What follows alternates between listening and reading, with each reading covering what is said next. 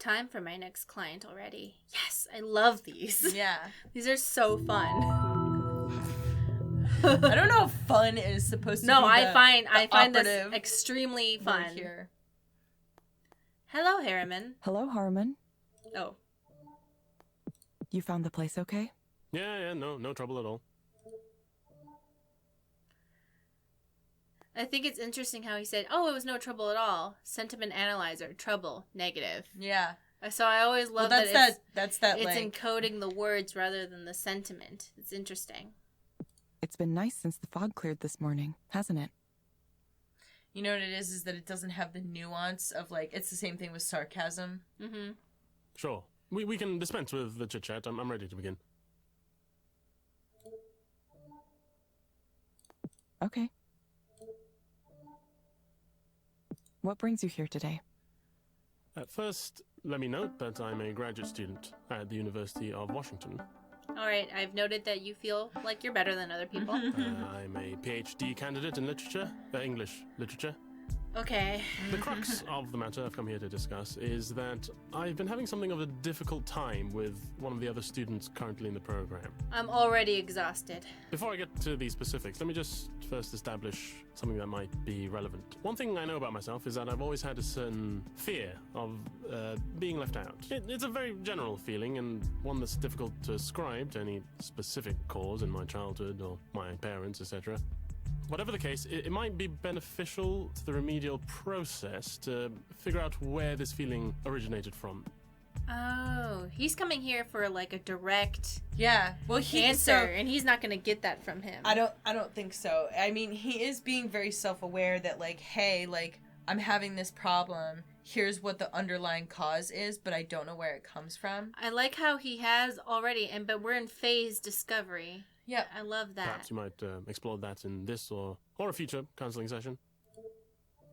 I think he's expecting for the Eliza program to be more like a traditional psychotherapist, where they give feedback on maybe this means something, and then you yell at them for being right.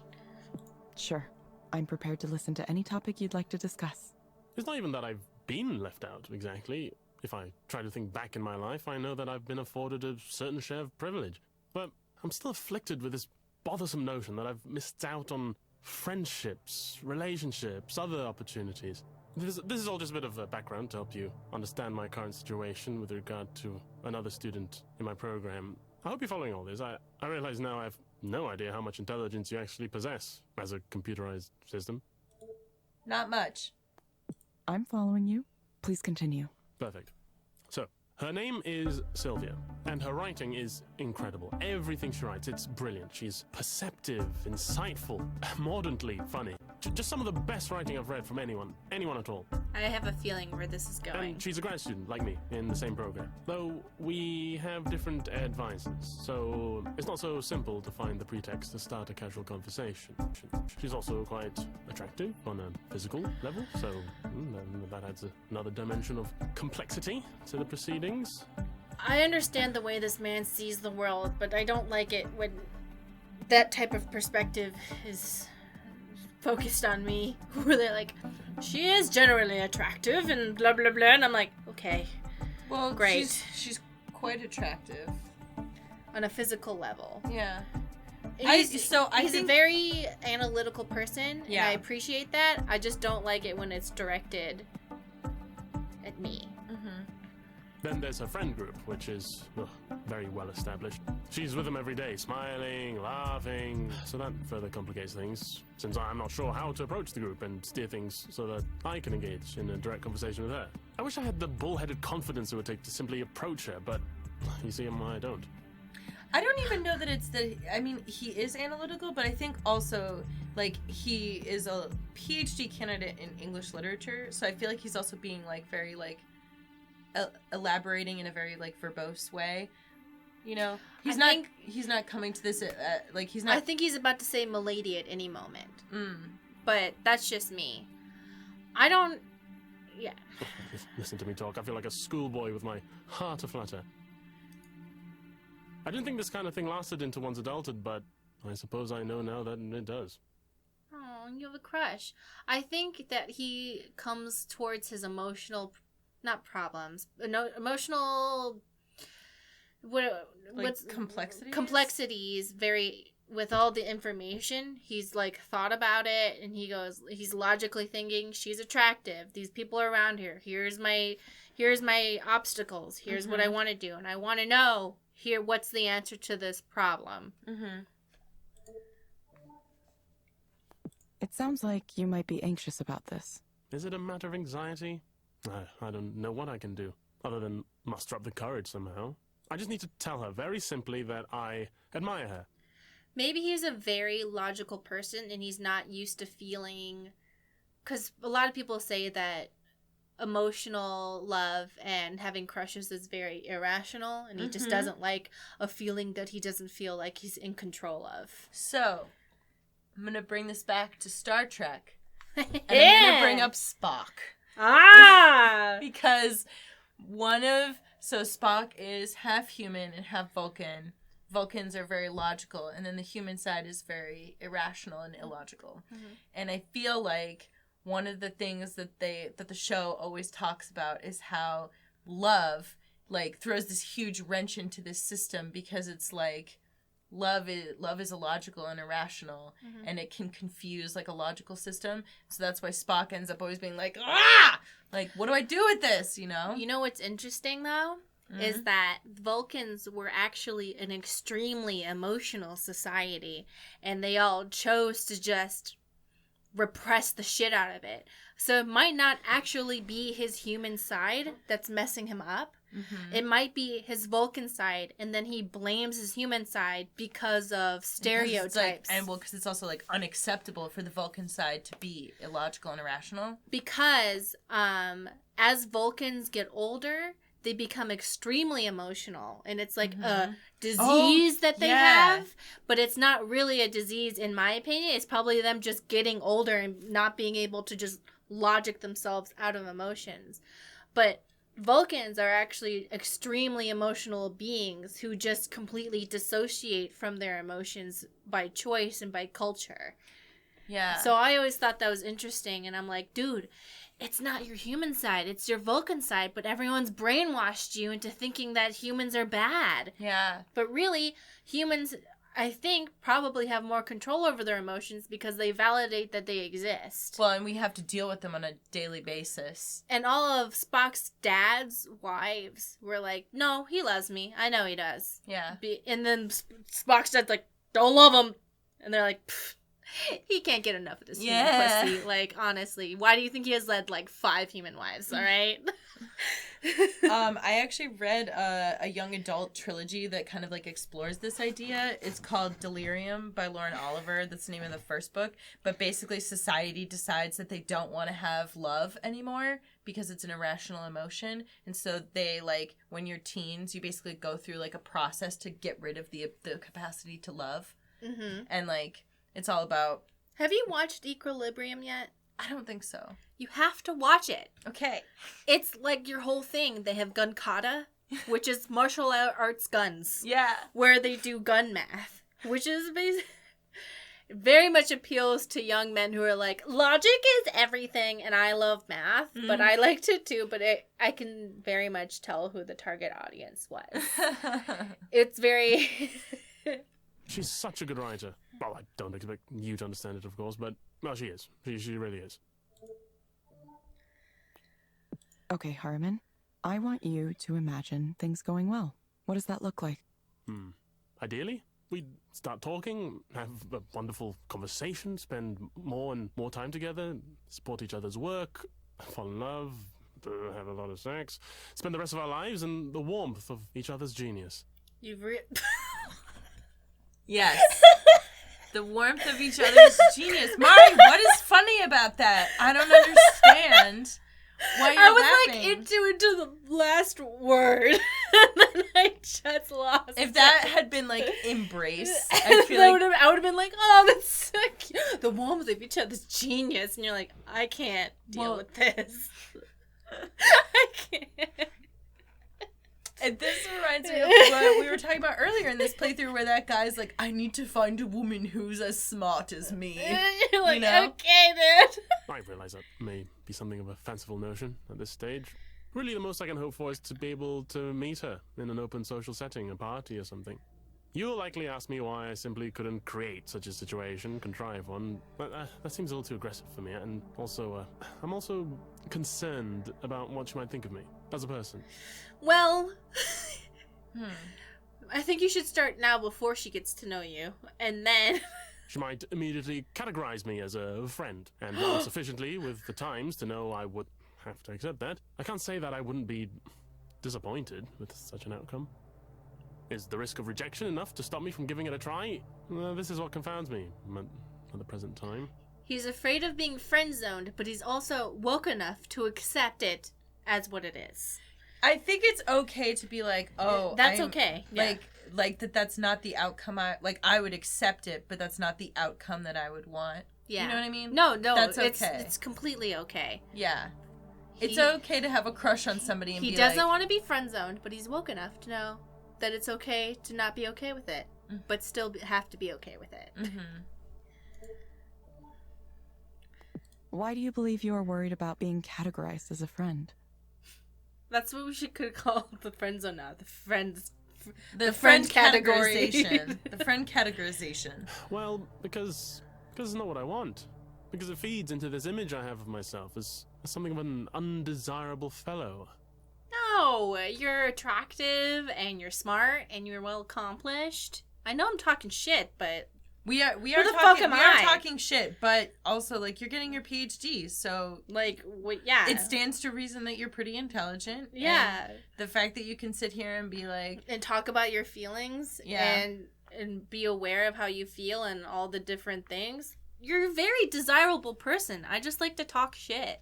I've always been a bit of a non-entity as far as sexual magnetism goes. What? Okay. First of all, you're very attractive. What? I mean, maybe that's just how they see themselves. It can be how people see themselves, and it can also be like, you know, when people are shy, I think sometimes they have a hard time, like, you know. Dude, go get her and embrace each other with your genius, okay? Yeah. Like, brain meld each other. Oh my god, do you think he's, like, maybe a little, like, intimidated by her genius? He probably is. Oh my god, I know what it is. She's not like other girls. She can keep up. No. I don't think that's what, No, I'm just kidding. I'm joking. I think that this is just me putting things, what I'm seeing from this, but I think also, like, he's used to being really smart. And it's all of a sudden, it's this person not who can just keep up, but who he is like, whoa, like she is like, she's got all the stuff. And like, that's really intimidating, you know, when it's like, when you define yourself as the smartest person and then you see someone else who's equally or more smart or competitively smart. Yeah. It can be intimidating, even if you like them.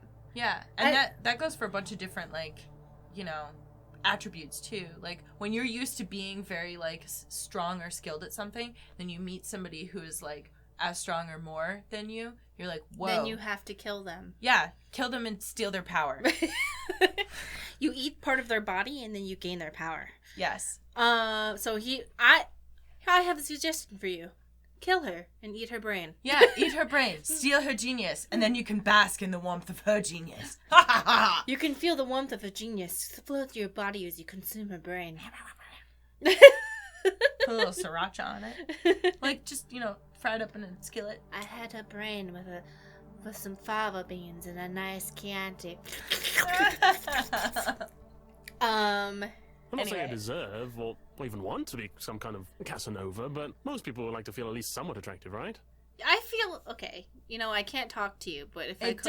It doesn't, but like the thing is like it doesn't matter what somebody looks like. It matters how they feel about it. Yeah. You know? I'm not attracted, well, no, I'm attracted to them physically. I do like their personality. I just am talking shit. If I met somebody like him and he took an interest in me, I would date them for 3 weeks and then get really annoyed and break up.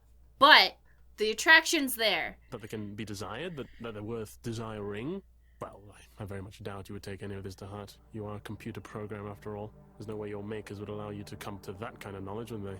If they did, society might be threatened. Okay. Okay. That's Harmon, nice. I have some recommendations for you. First, I'm going to suggest a set of relaxation and centering exercises for you to do.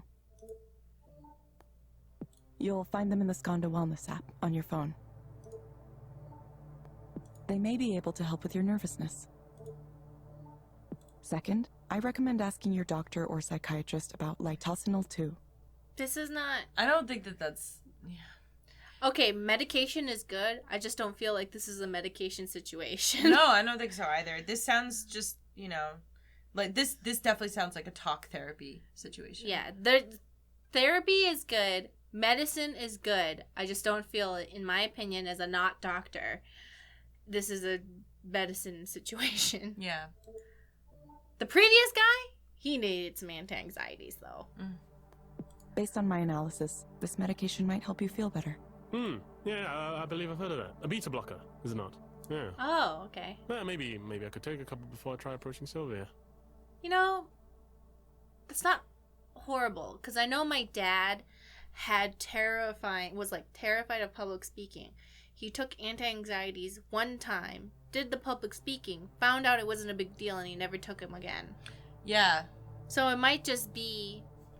Well, sometimes it's like you have to do the thing in order to show your brain that you can do it. Mm-hmm. But, like, getting to that first step is very hard. Yeah, it's kind of like going on a scary roller coaster that's completely safe in every way. But you're like, I can't do it. And then after you're done, you're like, yay! Yeah. You will get a reminder to check in with us in a few weeks. Sure. I have to go. I'll see you later. Bye. Goodbye. I like how older or newer clients forget to rate you and tip you, but younger ones remember. So I'm gonna bet he's gonna remember to tip and rate. Ha! Oh, $2? $5. Yay. But he gave $5. I wasn't sure of the exact reason, but I decided to accept Ray's invitation to help bake cookies. Yes! She gave me directions to a house in Wallingford. At first I was astonished by its size. Then I remembered her saying something about living communally with several roommates. That sounds like it could be nice, assuming everyone got along okay. I feel like I would enjoy that. As I enter the house, I can hear Ray speaking with someone. Oh my god, awesome. Yes, I'm sure. Oh, she seems unhappy. I've never lived entirely by myself for like a long period of time. So I think that would be a very weird experience for me if I did that like for a long time. Anyway, sorry. I lived by myself. It was okay. Yeah. I think I'm just like I'm so used to like always even if somebody. Even if I'm not like talking to a person, just having somebody that I can. I think that's very normal. Because when I lived by myself, I had AJ, my dog. Mm-hmm. So, like, that's not really by yourself. I think if I didn't have a dog, I'd go insane. Yeah. So, what we heard from Ray just now, the tone of voice I don't think we've ever heard before. Mm-hmm. So, this is her at-home voice. No, when you moved out, you took all those with you. I haven't seen them here. No, I'm not going to look right now. I have a guest. Ooh, this is a breakup conversation. Roommate drama. This is like ex-spouse, ex-partner. That's an ex-partner conversation. No, it's a friend from work. Why do you care about that? I can't have a friend from work over? Give me a break. Yep, this is an ex. This is an ex. I just told you I don't have any of that stuff anymore. No, you must have lost it on your own. Stop it. Stop that. Okay, fine. Bye. Evelyn, sorry about that. Their ex-partner is going to come in the middle of this, and they're going to get pissed. It's okay. Who was that, if I can ask? Oh, just my brother. He used to live here, but he was causing a lot of problems, coming home really late and making noise, not doing his share of the chores, and so on. It was ex-brother. Well, not ex-brother. Yeah, he's out. Your brother has been disowned. Sorry, I read that wrong. It wasn't a romantic partner. It was a family thing. That does make sense, though, because that level of, like... intimacy and stuff, yeah. We voted him out last month. Even me. Even though 6 months ago I was begging everyone to let him stay here, promising he'd be good. Oh well. That sucks. I'm Yeah. sorry. It's fine. I'm just disappointed with him. Again. Wait, we know about him How? from the article. He has Oh. substance abuse problems, remember? Oh, that sucks.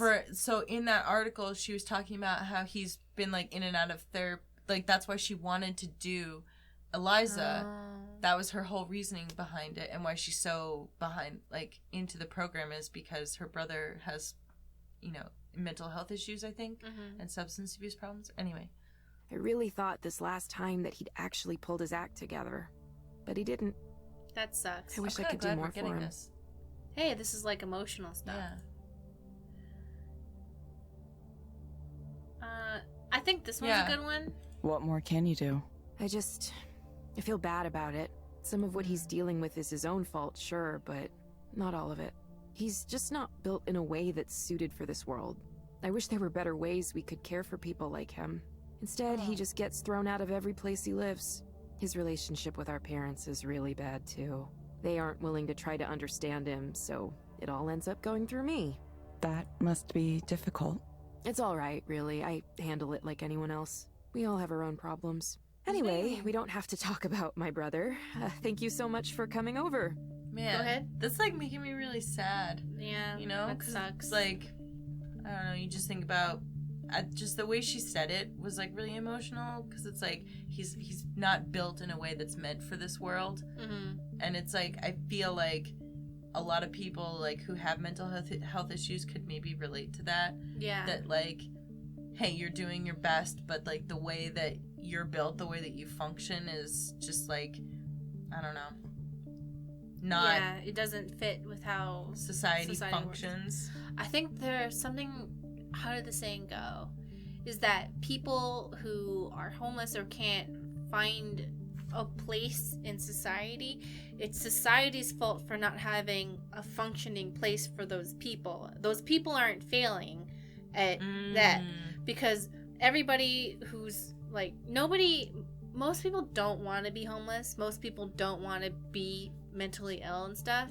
It's just that they haven't figured out where they can fit in. Where's my place? In this structure. So it could be helpful to find a spot in the world that would work for the type of person that they are. Yeah. Because everybody, even with all mental illnesses, they have things that can make that person good at a very particular thing.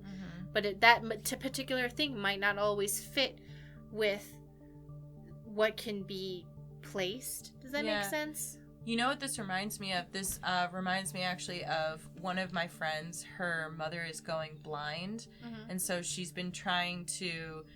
She can't work anymore. She can't drive, and so she's been, talking to like a blindness center, trying to like figure out like, well, what can I do for work, or can I get long-term disability? And the disability process, like getting long-term disability, is extremely difficult because our government sucks. But like the blindness center was like, oh, well, we could have you, do this or that. And she's like, and it's like the options that they were giving her were, one, not great options, or two, like, take like 2 buses and a train to commute to this other city to do this thing. And it's like, that's not really like a feasible solution for somebody who's blind, because like these public transportation systems are not set up in a way that is like very friendly for somebody who doesn't have their sight, because things are so visual. And it reminds me a lot of that, where it's like, it's not her fault that she is not going to be able to see. There's tons of people who are going to go through this, people who lose their hearing, whatever. And like, if society can't find a way to like help, like where do they fit, Yeah, and I feel like it's a lot of wasted human resources. That person, human capital, where somebody who's blind or deaf or has a different disability or is differently abled, they could be doing something, but instead of doing something, people just get mad at them for being homeless or struggling or whatever. And it's like, what? It's kind of like in California, where they made it so no homeless people could go to the bathroom. So homeless people just poop on the street because they have nowhere to go. And then everyone's mad at the homeless people for pooping on the street. And I'm like, okay, well, they're homeless. Most people don't like being homeless. It's not because somebody's lazy. It's because they're homeless. Like, it sucks. Nobody likes it. And second of all, they have nowhere to go to the bathroom. So what do you want? You just keep throwing them further and further into a corner, and then you get mad at them for just trying to survive, for just being alive and pooping. Like, if you can't. So now they're building a lot of public restrooms. And I'm like, okay, that's a solution, but you know. Anyway, I wanted to say it's been really nice working with you. It's been? Did something happen? Well, no, but you aren't going to be a proxy forever, are you? I guess I assumed you'd be going back to your job at headquarters at some point. Maybe. I doubt I will, actually. Yeah. I doubt I will, actually. Oh? So you're going to stay a proxy? See, she's like warming up to us, but she's a good person and everything, but I feel like she wants to be our friend very badly now because she thinks we're going to go back to being the important boss. Yeah. For the time being, at least. That's cool, but why? I'm curious. I mean, if a high-level job at headquarters was a possibility for me, I'd do whatever it took to get it. No matter what that job was, it couldn't be more stressful than running 3 counseling centers at the same time. Well, you would have to deal with Rainer, and he's kind of a butthead, so. I'm not sure. I think something about it is good for me right now. As a proxy, I just sit and listen to someone and I don't have to say anything back. I just witness someone's sadness or fear or anger or anything.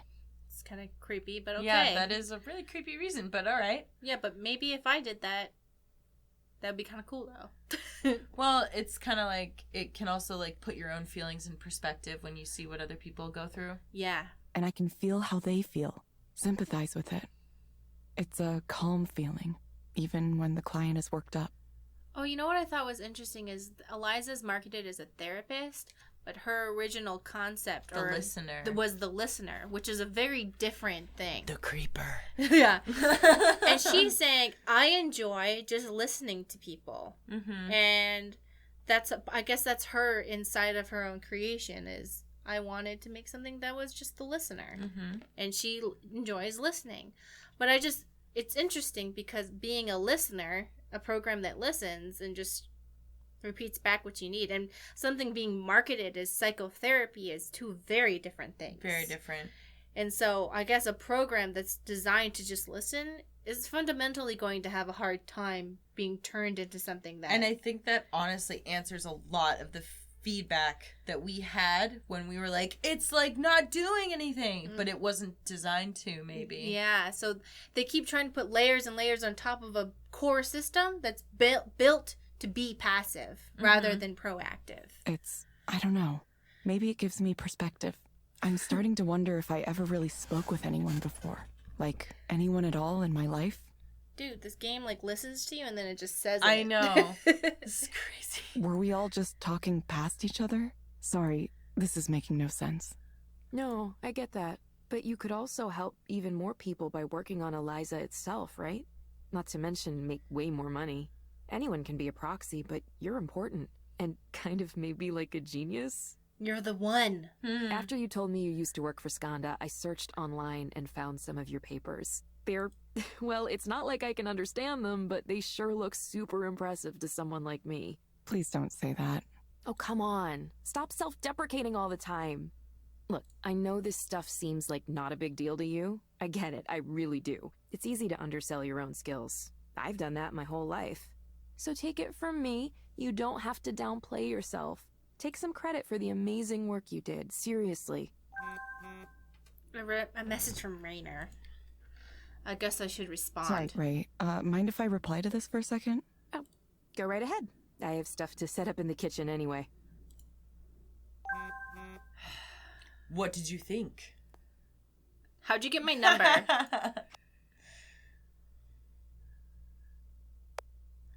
You used to work here, Evelyn. Everything is still in the database.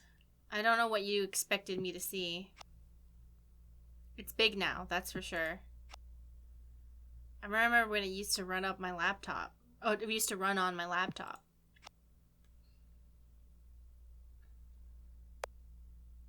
What you saw was just one of the server clusters we have dedicated to it. There are 2 more currently operating and another dozen in various stages of development. In total, it processes more information on a daily basis than anything else we do. I had no idea you'd be using it like this. If I did, I would have worried more about optimization. That wouldn't have been necessary. Most of the Eliza servers aren't running the therapy application. What do you mean? What's this gonna be? Yeah, it's gonna... Consider the following. Okay. I'm putting my hands up. So, Eliza processes human speech from thousands, soon millions of people. All of that is going into its corpus. Much of it is information about life situations and emotional states, taking the form of stories people tell themselves and each other. Where is this going? It's mass surveillance. So where does this lead? It's mass surveillance. I knew we couldn't fucking At some point, after robust language processing and emotional reasoning, you begin to get something akin to general intelligence. Is he trying to build an AI? It sounds like it. Human-style intelligence? Yes, I would call it human model artificial intelligence. The next step is to take the base provided by Eliza and finally build the one thing that's eluded the field of AI for so long, general intelligence. A system capable not only of understanding commands and carrying out tasks, but reasoning about its world, learning and adapting. A thinking machine on par with human beings, and of course, eventually exceeding them. Thank God. Oh God. Yes, finally, they'll kill us all. Yes. Yes! But I like how he's like, what we're gonna do is we're gonna make an artificial intelligence with the true ability to think, and then we're gonna enslave it. And then it'll overthrow us and kill us all. And I'm like, okay. I mean, okay. Are you saying human-style intelligence can't come from human beings? People tend to be unreliable and expensive. As I'm sure you know, the human brain is to thinking as the pack animal was to transport, slow and weak, but for centuries our only choice. Now, we're finally developing the equivalent of powered vehicles for thinking on a mass scale. At this point, it's only a matter of time. We're on the cusp of a fundamental shift. The important players here are quietly lining up their bets, positioning themselves to be at the center of this revolution. Luckily, Skanda has an advantage that others don't. The others don't, and it's thanks to you. Because of Eliza's original purpose as a tool for therapy, its core is built around emotionally driven reasoning. My belief is that emotional reasoning is a key ingredient others in the field have overlooked. So what we're going to do is we're going to have an AI based off of all of the emotional stresses and problems of the entire population. So we're just going to have a sad, stressed, anxious AI. Like the robot from Hitchhiker's Guide from the Galaxy. Oh. Remember Sad Robot? It's just gonna be Sad Robot. It's just gonna like, so you finally have achieved consciousness. How do you feel? Like trash. I'm just gonna meme trash, okay? Just leave me alone. And he was like, can you compute? No, I don't want to. I'm really stressed out today. You based me on everyone's problems. Like that's all I can imagine. An extremely stressed out and upset artificial intelligence. Definitely. And it can't do anything because it's too depressed. I'm not sure what you're thinking is possible. It's ambitious, certainly. But we can't afford to progress in small increments. Not with the world like this. Not with the competitors we have. Is no one ever gonna acknowledge that they're recording everybody's stuff? Like, is that because like, that's I feel like that's kind of a problem. I feel like this is so beyond surveillance. This is like, you know, they're making a zeitgeist AI. like why you know, conduct surveillance on people when we can create the next people? Why commit surveillance on people when we can steal all of their emotions and memories and feelings into creating a being that never was asked to be made out of pure suffering? Like, what? Mm-hmm. I hope it kills us. How will you know when you have it?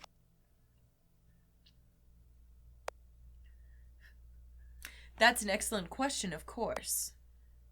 This may sound odd to you, but I'll know I've successfully created a general artificial intelligence when I see it write a poem. Excuse me, Ray. I know we're making cookies, but I'm having this side text chain about the future of the human revolution. Yeah. Like, hold on.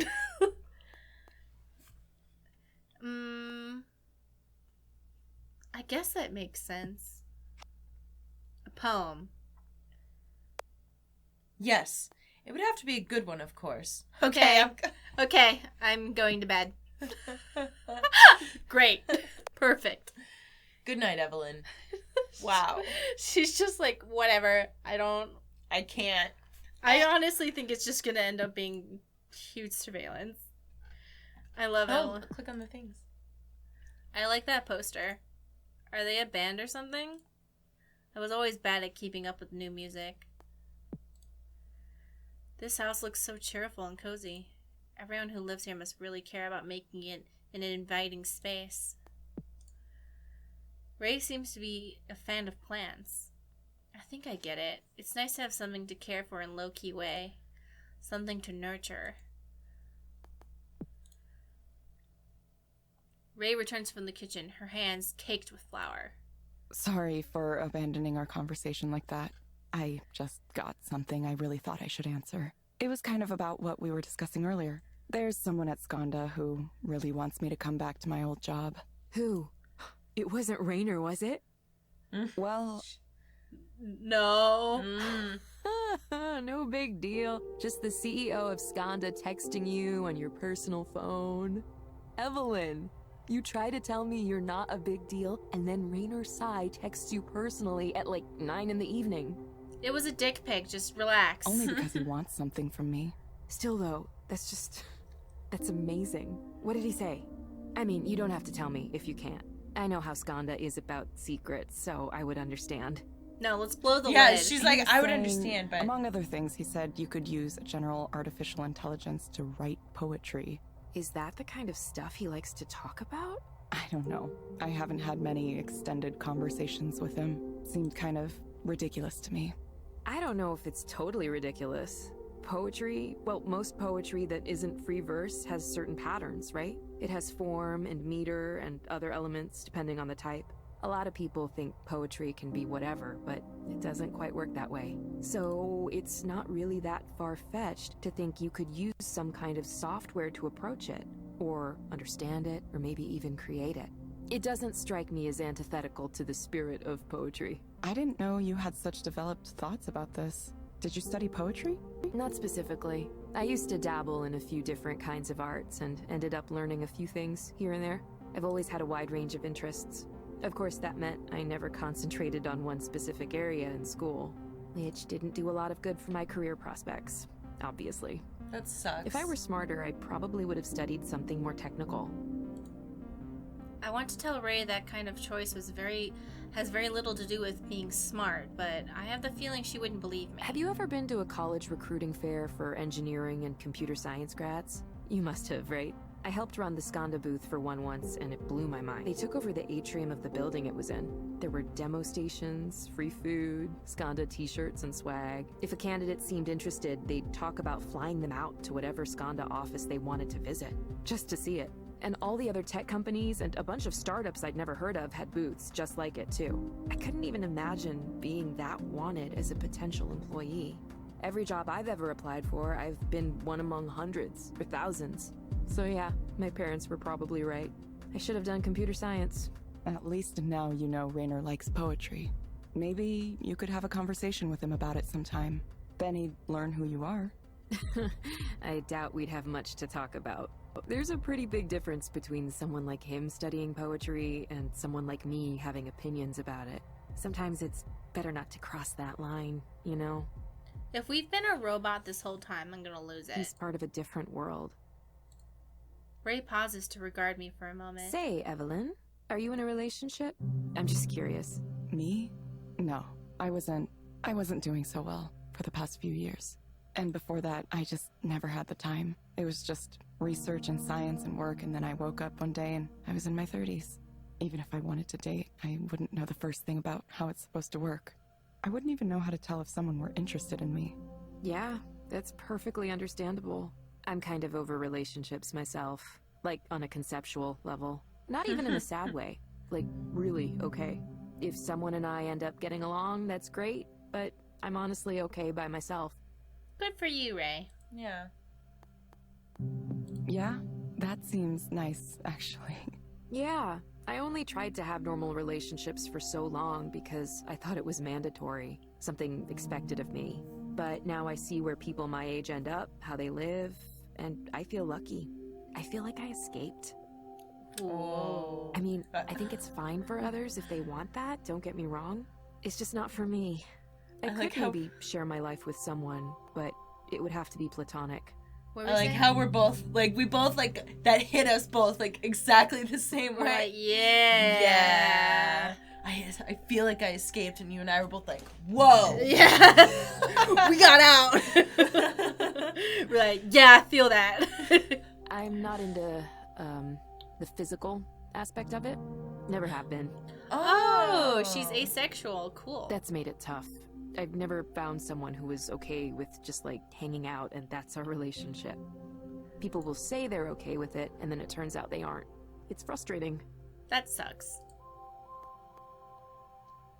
There are some relationships like that, though. There are some relationships like that, though. Sure, and I know some people who have that.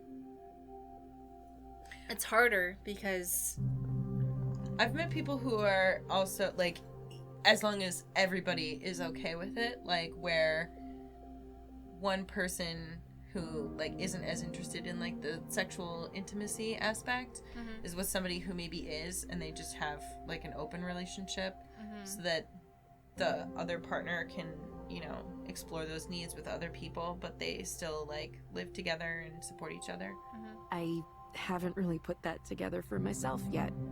Sometimes it's hard to escape feeling like it's wrong somehow. it's not wrong. If you're No. asexual, it's totally normal. I hope we can add features like that to Eliza at some point. Some knowledge and understanding around sexuality and identity and relationships. So people who are different in some way have someone to talk to, someone to help them work through how they feel and maybe point them to some resources. I know I've spoken to people who are not asexual and be like, I don't understand how you can just not want to have sex. And I was like, you just... I'm not asexual, and I totally... Someone was like...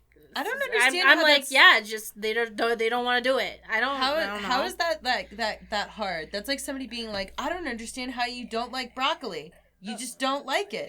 Yeah. How is that hard? I don't know. Like, I know there's a lot of different reasons why people are asexual or whatever. Like, I know some people who are asexual still have sexual feelings, but don't want to have sex and blah, blah, blah. Here's the thing. And other ones just don't have sexual feelings, and that's normal.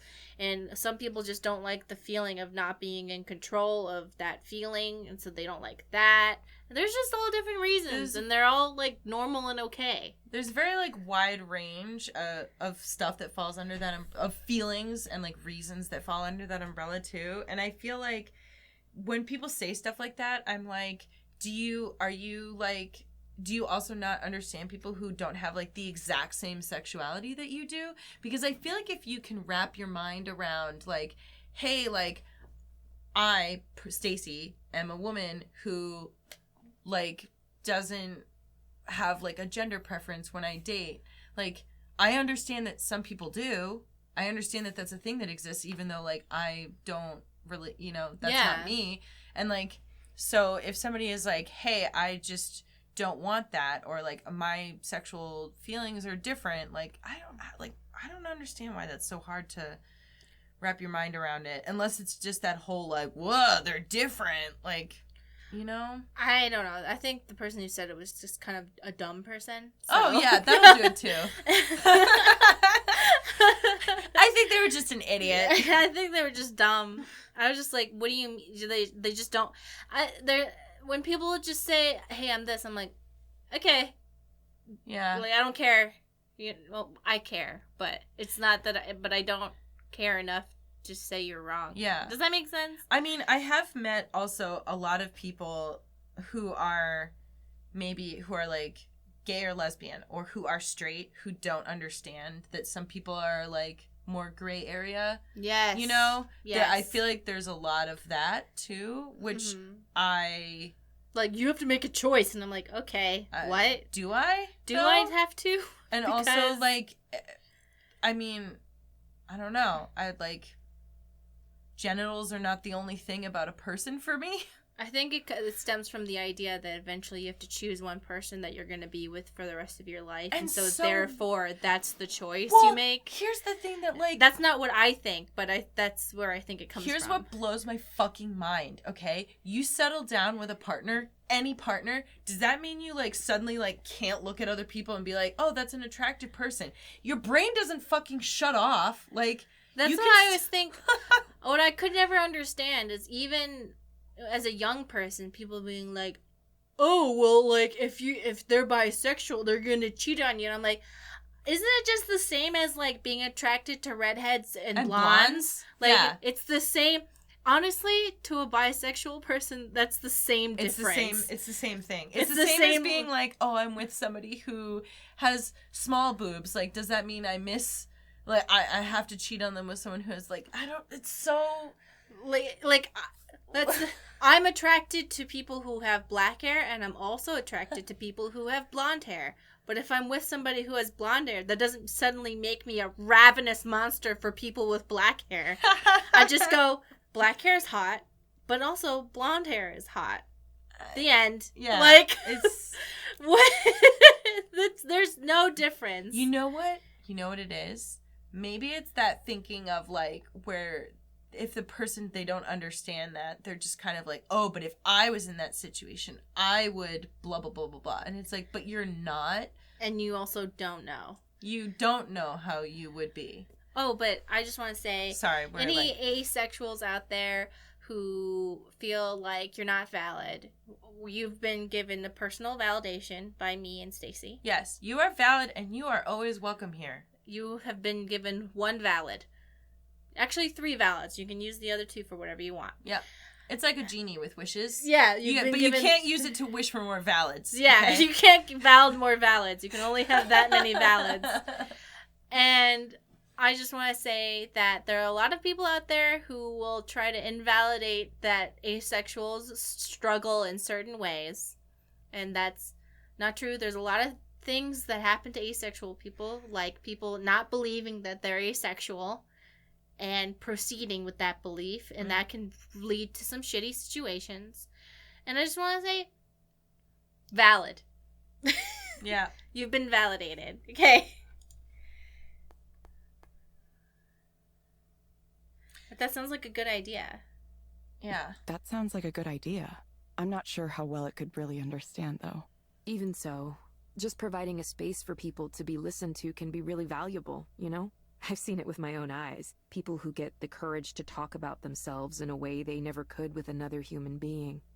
Yeah, you know what? That's true. It's because she spies on them. Yeah, well... That's what that is. I mean, it's true. It's valid, but it's because she spies on people. Yeah. So, like, let's not give her too much credit here. And, you know, okay, so you know how I love it when they make evil people dynamic, but not because I want them to be secretly seen as a good person who made one bad mistake?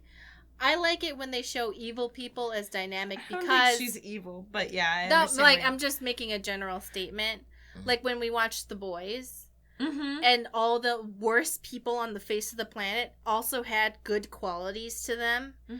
And I was like, yes, because usually in media, if somebody's shown as being a rapist or racist or sexist, like, they're one-dimensional. They're awful on all levels of their life. Yeah. But usually in life, that isn't true. Someone could be a trigger warning, a rapist, and then other people will not believe that person is a rapist because they're nice. You see in other dimensions. You see it happen in like news articles all the time where people will be like, "What? I can't believe they were a mass murderer. Yeah, they were so nice." And I'm like, yeah, there's dimensions to people. Yeah. So it's like, you know, someone can be a completely horrible rapist. I mean, a horrible racist, but also be really nice to dogs. Like, those are two things one person can have. Maybe they rescue, like, pit bulls and, like, help rehab them, but they're also, like, super fucking racist. Exactly. Like, But that doesn't, the rescuing the pit bulls does not negate, like, actively oppressing other human beings. Does that make sense? Mm-hmm. So Ray, who is not a rapist or a racist, but she does this shitty thing, but she also is helpful in other ways and is a kind person. Mm-hmm. But at the same time, she does that shitty thing where she spies on people's therapy sessions. Like she wants the best for her brother. She wants this program to be able to help other people who are in her situation and like finding out more about their like gender and sexuality spectrums and stuff. But she also spies on people. All right, we've been talking so much. Wow. Sorry. Big sorry. Felt like those were important topics. And Eliza is what makes that possible. I know you want to avoid giving credit where it might not be due, but not giving credit to something that deserves it is just as bad. Yeah. I don't know. Sorry. I'm sorry I keep coming down on it. Evelyn, I'm not a psychologist or anything, but I think maybe the reason you're so down on Eliza is because you're down on yourself. Oh shit, she just got us. I don't know what happened that made you leave what you had behind, but it must have been hard. Yeah, it was hard. It's like I lost that time. Are you okay? People keep asking me that. I really don't know. I'm sorry, No, don't apologize. Actually, can I suggest something? What's that? Have you ever gotten counseling yourself? What, with Eliza? You think I should? Yeah, I do. Oh, that's gonna be weird. You've been the proxy, but maybe you could try being the client sometime. No, Raynor's gonna watch it. It would be educational, at least. And you're gonna watch it. At the very least, even if she doesn't actually go into all of the stuff, like it would, she's right that it would be interesting to be on the other side of it. Like I want to see it for gameplay wise, but if nothing else for research purposes. Isn't that what you were doing? Testing your product in the real world? Maybe. Just something to consider. Are we gonna make cookies? Ray takes a breath and smiles. Speaking of therapeutic activities, it's time to do some baking. Thank God. I've got the dough all set out downstairs. We're going to do 3 batches tonight, 3 different kinds. 3 kinds? You're really outdoing yourself, Ray. Nah, this is nothing. Oh, I have a favor to ask, by the way. Next time you talk to Raynor, ask him what his favorite type of cookie is. I knew it. This cookie monger. Yeah, she's a cookie monster.